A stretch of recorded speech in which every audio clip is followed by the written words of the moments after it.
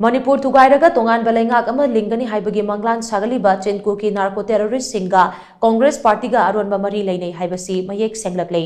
लोकसभा मिखल ममांगदा कांग्रेस पार्टी गा कुकी सीएसओ सिंगा यानकीब वाफम सिंगदो मियामदा खंगनगदबनी हाइना बीजेपी मणिपुर प्रदेश की जनरल सेक्रेटरी के शरदना फोंदोखरे नीति आयोग चुथेक्ता लेबा थंबा संगलेंदा पांगथोखिबा पावगी मिफम अमदा वाफम असि फोंदोक्लदुना महांगना मखा ताना हाइ हौजिक चथरिबा पार्लियामेंट सेशन असिदा Jammu Kashmir bifurcation reorganisation act 2019 की मखादा कुकी सिंगी ओइबा पॉलिटिकल सॉल्यूशन बिल अमा पुथोकपिदुना पास तौबिउ हाइना world Kuki Zo intellectual council ना लोकसभा की ओपोजिशन लीडर राहुल गांधी दा चिठी थारंबा थेंगनरे हंदक पांगथोकिबा लोकसभा मिखल ममांगदा कांग्रेस पार्टी की लुचिंगबा सिंगा कुकी की अपुनबा लुप अमा ओइरिबा ITLF कोटू किम अमदे केएसओ की लुचिंगबा सिंगा यानकीबा वाफम सिंग अदु थबकतो ओंथोकनबा world Kuki Zo intellectual council ना राहुल गांधी अमदे कांग्रेस पार्टी की प्रेसिडेंट मल्लिकार्जुन खड़गे दा चिठी इदुना खंगलकपा सिना ngasi कांग्रेस पार्टी की असेंग मसक अदु मियामदा उथोरकले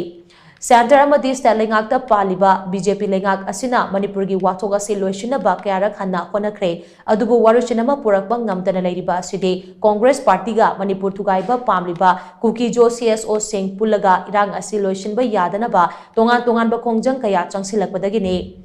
ngasi masige mayek laraba khudam haibabu maram icha chadana chief minister nongthombam biren resign tau manipur da president road hammo haina manipur miyam gi mayokta khongjang changsiliba sini masina congress amasung kuki jo CSO singi pandam amatani haibasi mayek sengna utlei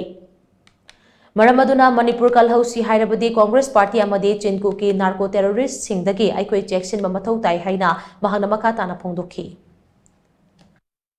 ekoi manipur se